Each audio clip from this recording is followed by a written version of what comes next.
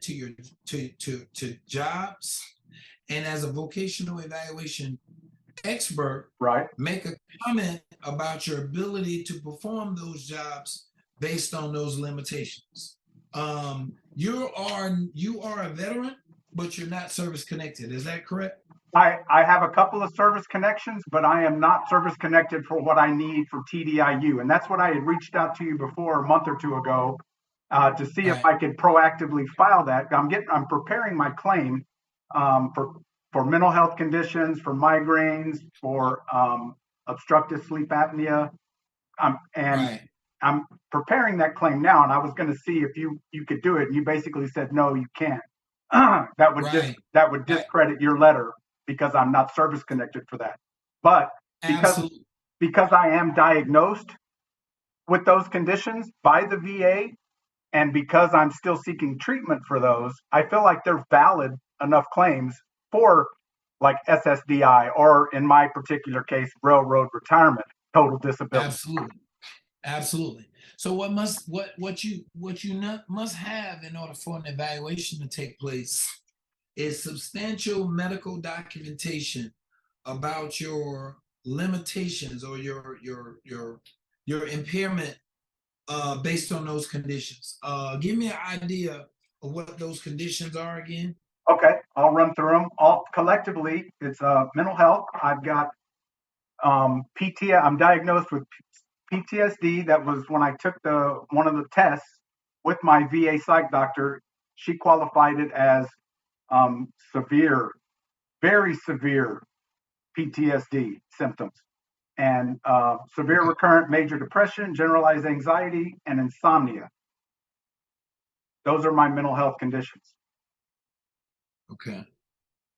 And insomnia, all of which is not service connected so far. So far, they will Okay. be.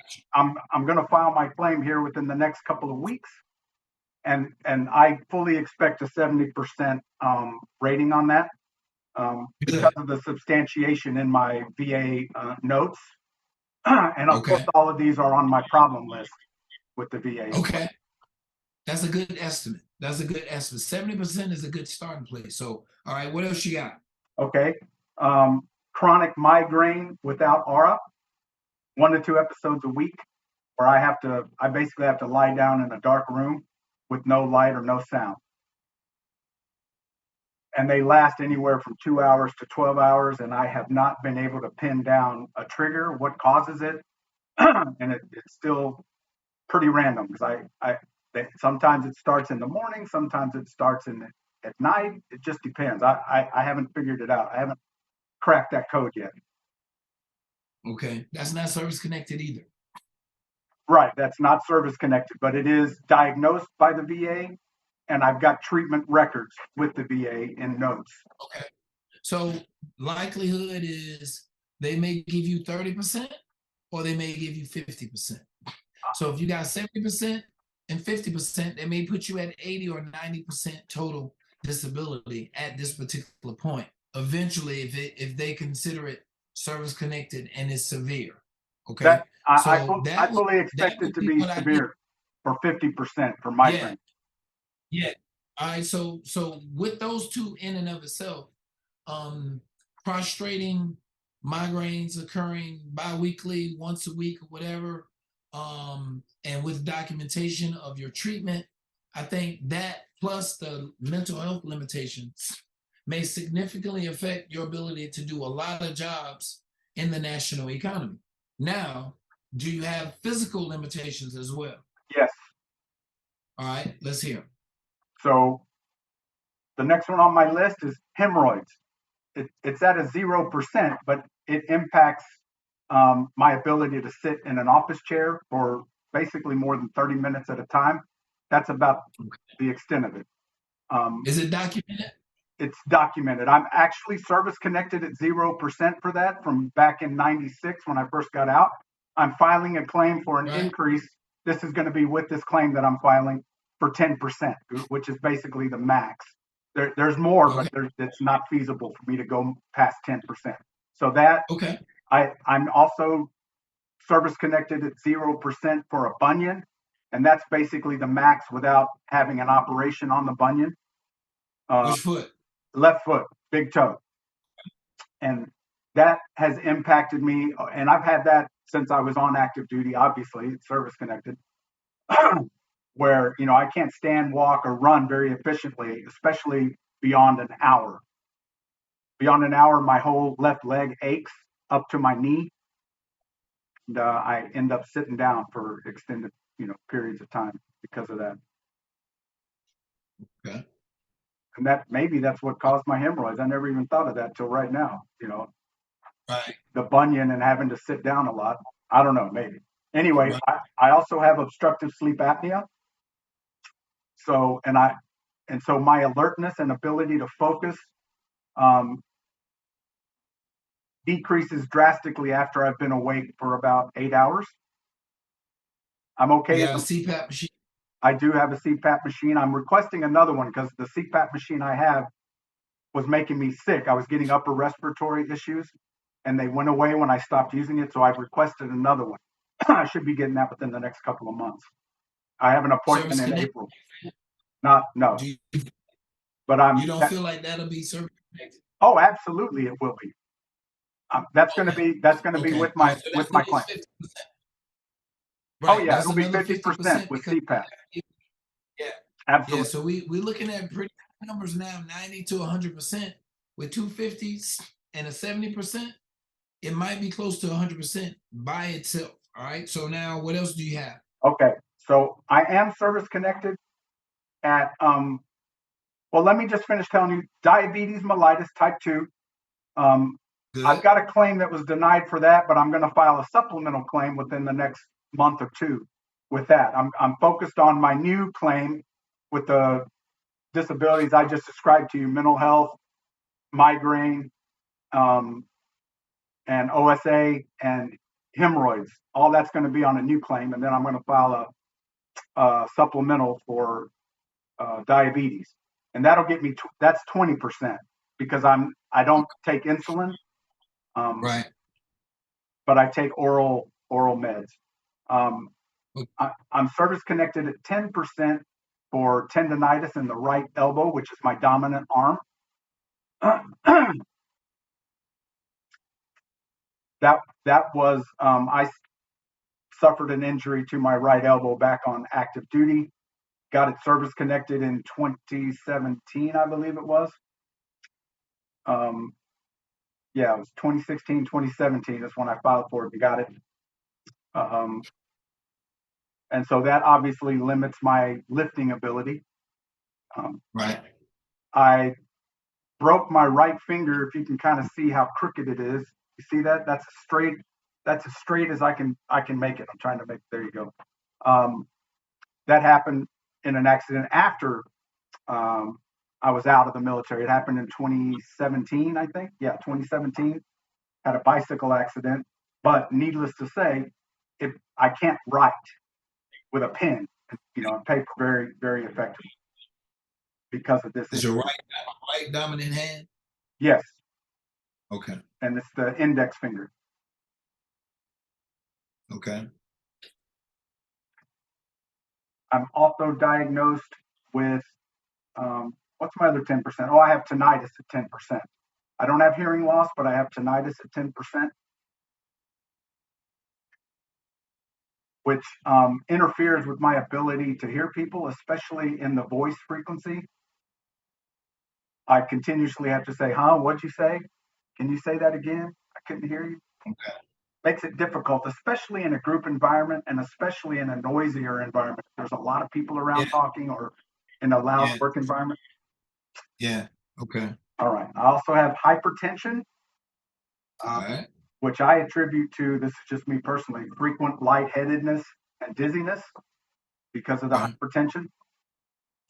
I'm diagnosed with knee pain and shoulder pain.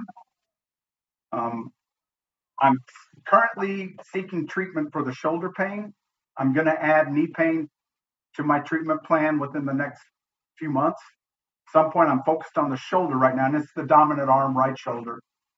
And in my lay opinion, this was caused by me overcompensating for my tendonitis. By overcompensating, I overused my elbow and caused a similar injury to tendonitis. I don't know what it is exactly, but it's on my problem list from 2016, and it's still showing active Okay. on my problem list with the VA. Now, is you're considering it knee pain and shoulder pain? What would be the source of the pain? Is there an impingement syndrome? Is there, Yes. a So problem with your? starting with the shoulder, I can't lift it up very high. It's has limited strength. Okay. It's All right. So what is the diagnosable disability? that's a good. I don't know off the top of my head for that one. Okay. All right. All right. So what I wouldn't, and I'm thinking about a report as you are listing these problems. Right. Pain, pain is not a disability, right? If you Right. have arthritis in your shoulder, if you have an injury to your patellum femoral kneecap or whatever what they want to call your knee, that is a diagnosable condition. But the fact that you just have pain is not something that's going to prevent you from working because it's subjective. Sure. So one person may have pain, another person may be okay. But if you got a diagnosed condition of a shoulder condition or knee condition or arthritis or some type of joint pain from a condition that's service connected or that is diagnosable, then it can be listed as a limitation if that makes any sense. Because that's objective evidence, right? So yeah, I'm working on that with the shoulder pain right now. I'm going to see a pain specialist about it, and I'm going to see if I can get a diagnosis from him to figure out what's going on. It feels like similar to my tendonitis. I think it's tendonitis in the shoulder. But I don't know. So yeah, we can leave that off and the knee pain. With the knee pain, the issue I have with that is I can't kneel down on my knees without feeling sharp pains at both knees. So I'm going to get that Right. assessed and diagnosed as well. Also with Okay. diabetes, um, I have substantial muscle atrophy in my lower limbs, in my legs, especially in my thighs and calves area. If Absolutely. I'm on the floor, I can't get up without using assistance from my arms or something pulling up on something. So there's and because of that muscle atrophy in my legs and feet, it's definitely impacted my balance ability.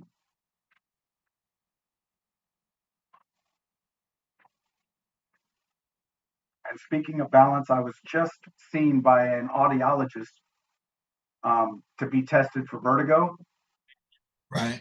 because of I have balance issues. Like sometimes I'm stumbling when I walk. Okay. So I'm thinking that that's going to be anywhere from 10 to 30%, depending on what his report comes back to and what my primary care physician says. But Do you have service medical records? they're in a C file, and I have not. I've requested a copy of my C file, but I don't have it yet. Okay.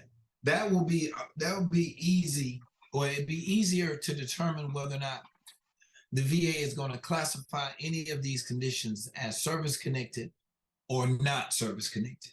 And if it is service connected, they have to rate whether or not it's compensable, whether or not it's severe enough to warrant a condition. I mean, a check or some type of compensation. Right. So, as you are applying for these disabilities, the VA is going to have to do one, determine if they're service connected, and two, what is the rating? What is the compensation for that particular rating?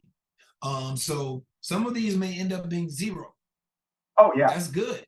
Yeah, I mean we're okay with that, but at least it's service connected and it can't be considered in the TDIU report. But in the VA report, not a VA, but Social Security report, it's just the fact that you're being treated and you have limitations is going to impact your ability to work. Right. And that's why we're Right. talking today, right? And it's really, it's not Social Security, it's railroad retirement, but they're two different federal entities. The railroad retirement was created to be parallel to Social Security with additional benefits to railroaders. That goes Right. way back, 100 plus years. but the disability process, from everything I've gathered, is very similar to how the SSDI program works with Social Security. Okay.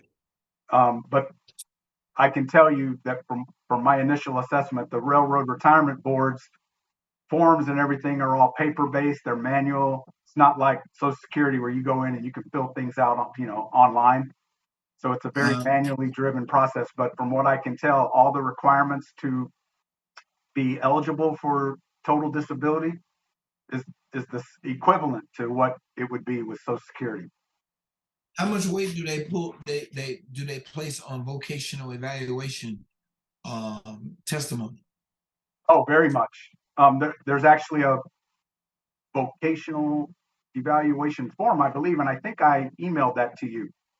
Yeah, you did, but that seemed like more of a medical form. When I looked at it, I said that seemed like a more of a medical disability form as opposed to a Vocation.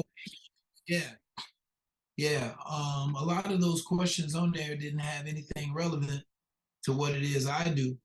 Let me see if I can find it right quick. Okay, yeah. Let me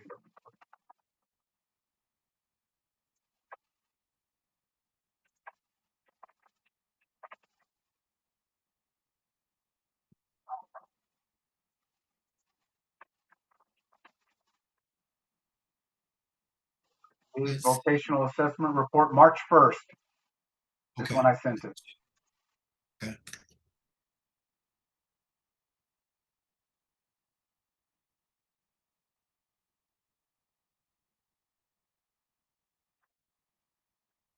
Let's see. Now my computer's acting a little slow.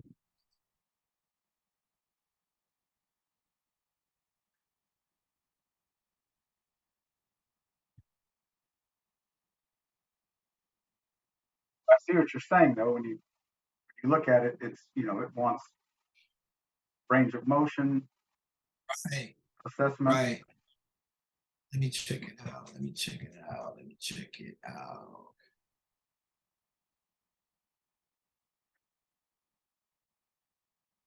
All right, here we go.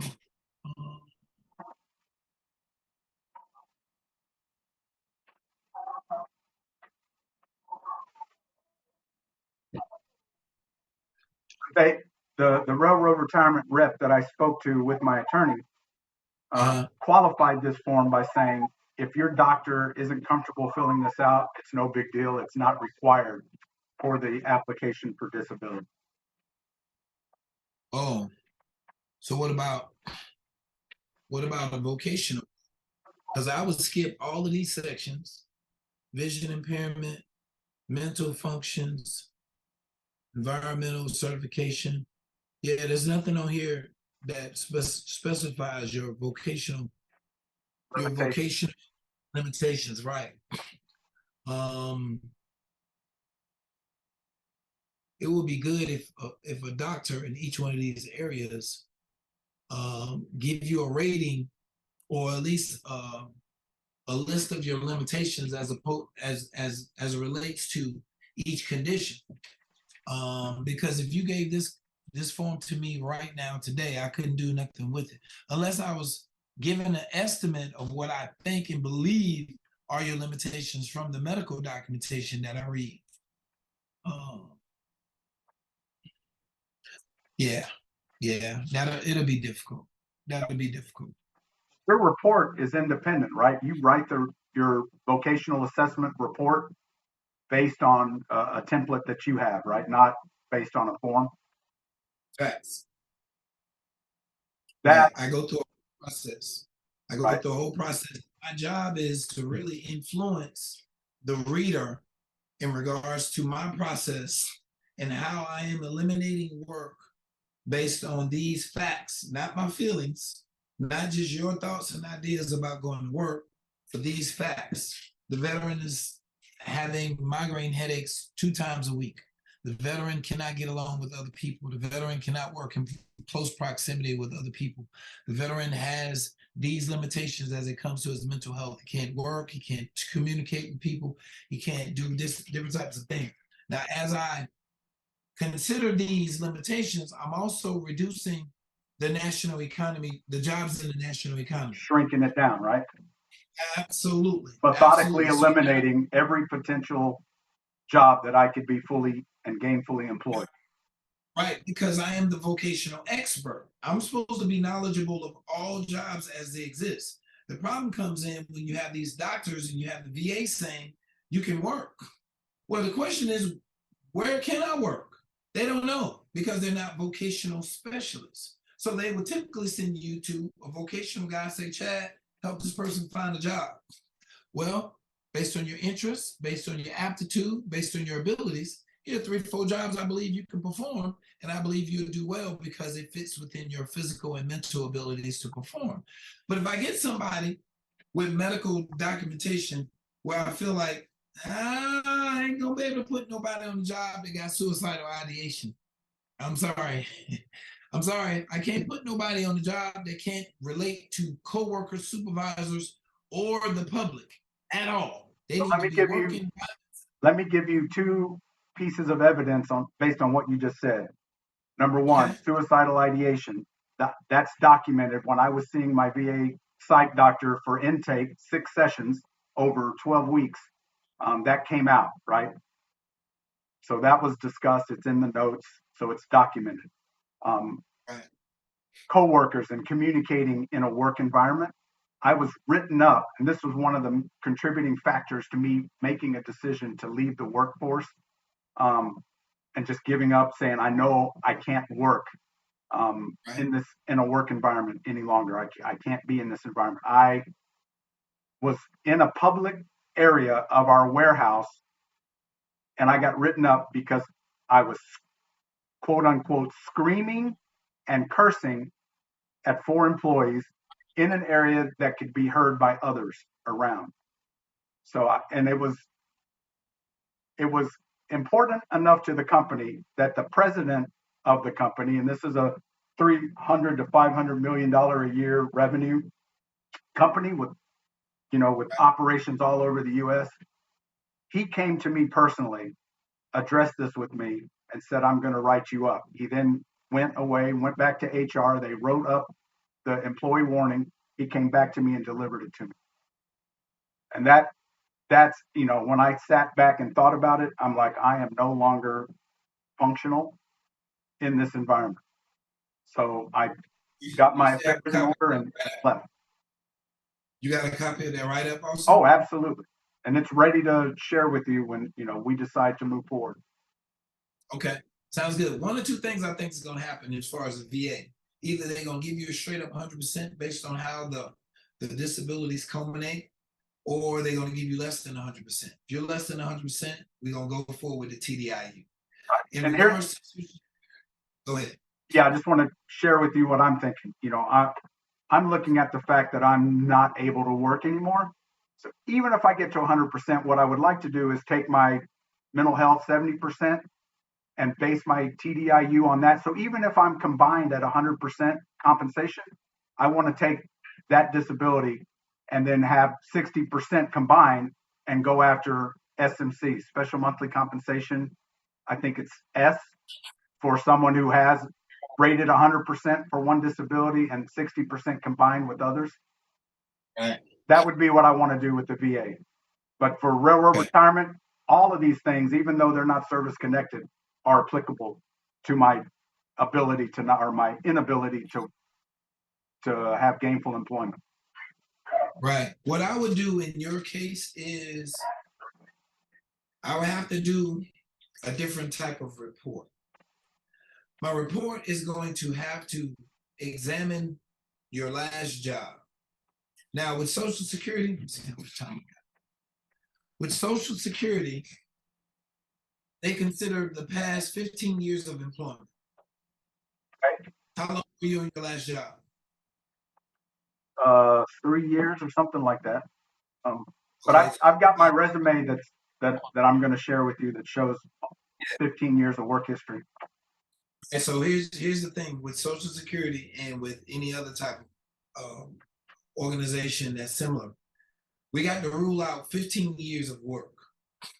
So not just your last job, the last job before that job, the last job before that job, the last job before that job. I have to identify those jobs. I have to be able to determine what the job description was from your mouth, your job description from the DOT, the publication that I use to classify jobs. And I then have to rule out those jobs, right? After I rule out those jobs, Social Security says, well, if past work is ruled out, what other jobs can the veteran perform? Now I got to consider your disabilities and your functional limitations as they are written in your medical records that you share with me, and a profile that I create to determine if there are any other jobs that you can perform. If I determine that there are no jobs that you can perform, I put it in the statement and say why I believe that you're not able to work. In my conclusion, and it'll be a report that's going to be well over 10 pages. A full drawn out report like that addressing each of those jobs can be lengthy, but if you can get a statement that's going to support you not being able to work because of the severity and of your service connected, non-service connected conditions, that's all you need is the write-up. The last page is what they're going to go to. To be honest with you, all they're going to do is like, man, yada, yada, yada, is vocational terminology. What does this report say? They'll go The to bottom the line. last page. Yes, sir. Can this veteran perform any type of work that is considered in the national economy? No. And who Why? is this Because, Chadwick Middleton? What qualifies him to make this claim? Right? hey, I'm sorry. Yeah, yeah. And of course, they have to consider who I am. A lot of people don't. They just look, they vocational terminology. They know I'm licensed, certified. They're not going to question me. Right. They're going to question the result. So long as you have somebody credible, if I have a whole lot of opinion in my reports, I think they can deny that. They can They invalidate. can refute Right. that, and then they can get another vocational guy to, because most, okay, so here's my analogy. Social Security uses vocational experts to determine whether or not jobs exist. So if I go and I'm supporting you with my vocational report, they're going to take that vocational report and give it to the other vocational rehabilitation counselor that's there, the vocational expert. Either that person is going to agree or disagree. That is the only challenge to you getting this claim through another organization, railroad, right? Because if they use vocational experts, another vocational expert might disagree with me. But if they disagree, they got to show what types of jobs that they feel that you can perform. Okay. I don't know what the reports is going to look like. I don't know how in depth the railroad retirement system is in regards to approving or disapproving. That will be a Keith McKeon situation. That'll be your situation. You, whether or not they grant it or not, I can't vouch for the weight and the value and the credibility of a vocational report on the TDIU side that I can on that side what you're trying to get there. So it'll be a shot in the dark. Yeah. What is your age, by the way? 56. I'll be 57 this June. That's perfect.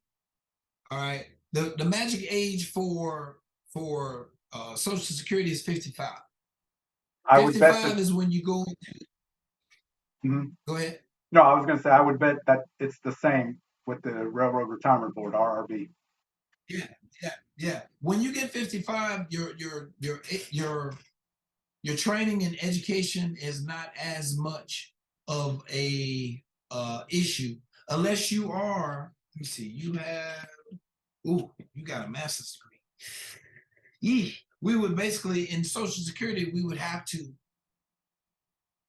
rule out your training. Your master's degree is in what? MBA, business. Oh, Jesus. All right. We were basically, and what year did you get it? 2017. And it's new. All right. You have relevant skills and training and experience that is considered transferable skills that can qualify for other work. Your age is at a space where your education it might not be as credible, but because your master's degree is so recent, that is relevant training that qualifies you to do some other type of job. Does that make sense? Oh, absolutely. So your, so your, so But your I feel like education, my mental health overrides that completely. That's how I feel. right? But since when though? Since when did your mental health started overcoming your training? When did it start happening? Well, to pin it down to a specific date, Around when? well, it's always had a big impact, negative impact on my work relationships, my personal relationships. I've been divorced 4 times. Um, Okay.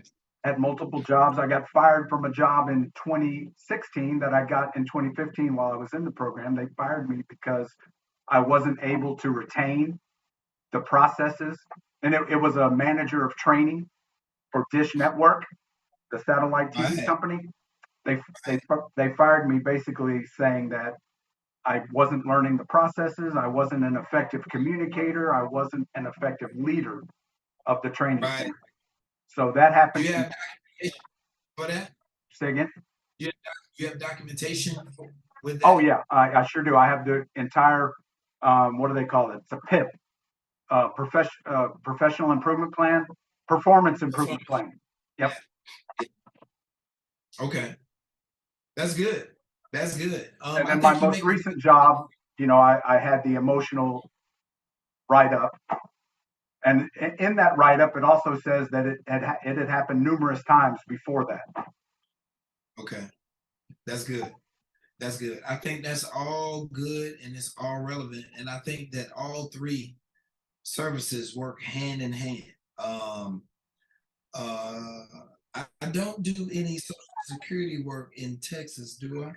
No, No, I don't think I yeah, do. I don't do any social security. Um, so social security, it seems as if any type of report that I do is going to be definitely scrutinized because a judge is going to read it. A judge is an attorney, and that judge who's also an attorney, is going to definitely factor in my findings. And what I don't want to do when having a judge that's going to scrutinize my report, pull any of my thoughts about your limitations. Your limitations must be clear and understood in your medical documentation. So because I don't have your medical, I'll have to look through your medical and determine whether or not there's enough information in here for me to recite that I can list that's going to support me saying with these types of limitations, I don't think that you'll be able to work if these are your limitations. You and feel me? that's my burden of proof, right? So, and it's my burden Yeah. of proof when I file my claim with the VA. So what I've been doing is I've been gathering all of these records and organizing them in a way that makes it easy for the decision maker, i.e., the VA rater, to be able Right. to efficiently go to these records to confirm and corroborate what my claim is making, what my claim is saying. So I'm going to give Right. you that information that's all organized. Like I've got a timeline for all of these conditions that show these are the notes. So, when I send you my VA notes that's 400 pages long or whatever it is now, I'm going to have basically a table of contents that says, for these conditions, here are the dates that you can find them in the notes so that you can go to it quickly and get right to the meat of that information. That's going to help you Okay. make those objective determinations for your report so that you don't have opinions in there. Absolutely. Three reports, three different reports, three different agencies, uh, two of which I'm familiar with, one of which I am not. I work for Social Security as a vocational expert, but putting it in terminology where it's going to be clear cut and understood is going to be the challenge. The end result is whether or not I believe you can work by Social Security standards, whether or not I can believe you can work by VA standards, whether or not I believe you can find any jobs by the railroad retirement standards. The end result is going to be seen in all three forms of letters. If it's going to be, I don't know if I have to revise the letter. I really don't know whether or not there needs to be I, three different letters I would say or it would be the same in the same format that you would structure a letter to Social Security for yeah, disability insurance, um, yeah, because the requirements are identical. okay, It's not about what I did on the railroad. They have another separate disability, and they call it unemployment disability or something. They call it like that. If you can't do your job you did on the railroad, there's a separate right, program for insurance on that. But this is for okay, total disability, which is the same as SSDI. okay, okay. Hmm. It'll be a challenge, especially trying to rope those in with the other TDIU reports that I got stacking up on me. Um, do you have like a deadline before any of this that you're planning on filing this information? We're filing the claim. I mean, we're going through the claim now. So you tell me what your timeline is, and I advised my attorney that I wanted to reach out to you to see if it was feasible for you to be able to write a report to support my claim, because I feel like your reports Right. carry a lot of weight, Yeah. and increase greatly or significantly increase the probability of my claim being approved on the first round instead of going to, the hearing and going to a vocational Yeah. expert. So that's my thinking anyway. That's what your report's going to be able to do if you can substantiate that after you review my evidence that I'm going to provide to you. Absolutely. Are you going to send hard copies of it? PDFs. Okay. If you've Yes. got a portal, a shared drive, you Google Drive or whatever, Dropbox or whatever, they'll be uploaded same day. Okay. All right.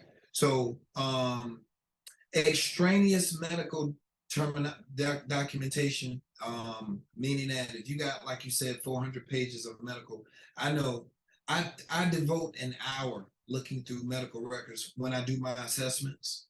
If you have an excessive amount, I wish I could go like this right here. Like for my mental health, I'm going to give you a table. Right, Yeah, no, I would not right, expect you to right. go through all that, right? Yeah, but if I have to go through this right here, it's gonna take me more time. More time means that it's I'm gonna have to filter through a lot of it. So if you send it by way of electronic copy, if you get a PDF, I'm gonna go through it, and if you highlighted it, that's great.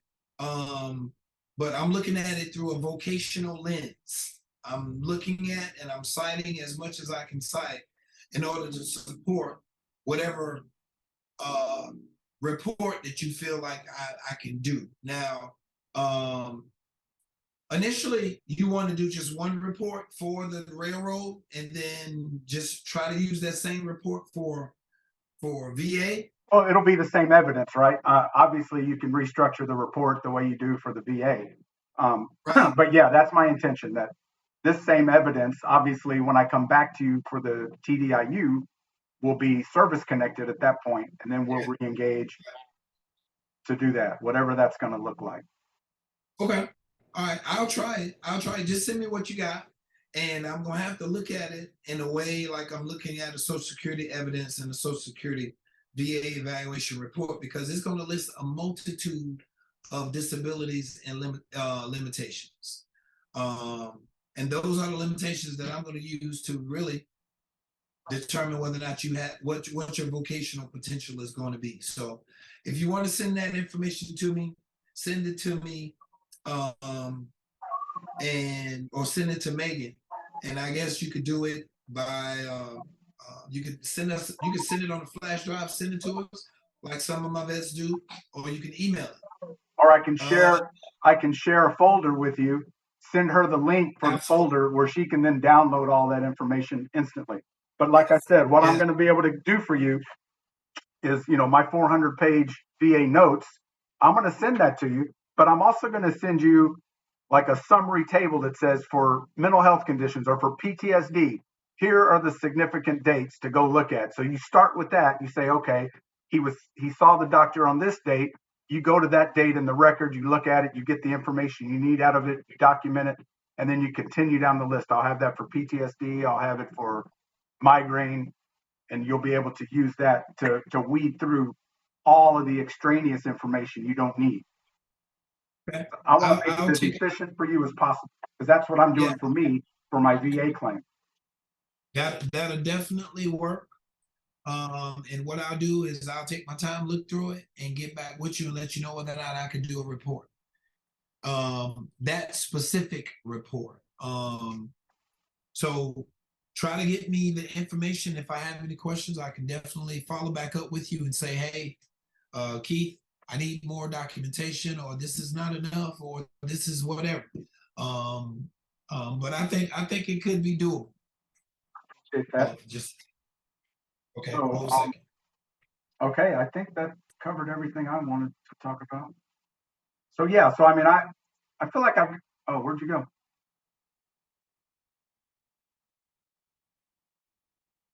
I'm still here. Oh, okay.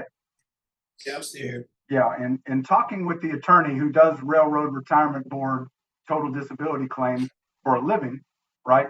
He definitely thinks I've got a strong case by looking at the conditions that I just described to you that we just walked through. So, Okay.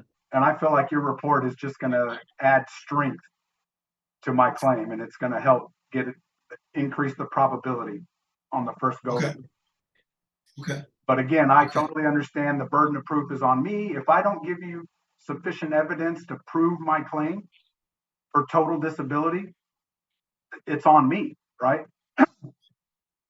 So yeah, so when you Right. look at it, you tell me, oh, I need this, and you know, I can definitely go get it because I've been working full time basically since October or so, getting treatment for all of my conditions, getting them diagnosed, getting them documented, and Okay.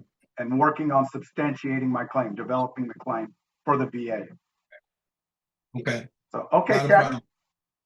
Okay. Sounds good. Sounds good. I will review whatever documentation that you send.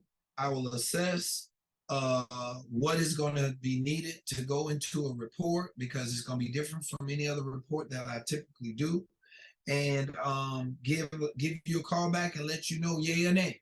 Sounds good. Thank you very much, sir. I appreciate it. I don't think I have any other questions. Just a second. Let's see. Retirement. Last work in 2021. You haven't worked since 2021?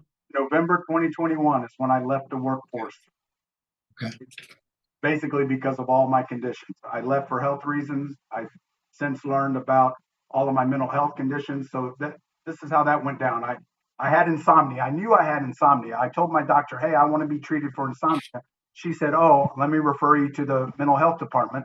So I went to the VA mental health doctor, and it all came out that I've got generalized anxiety, I've got depression, and then it came out that I had PTSD.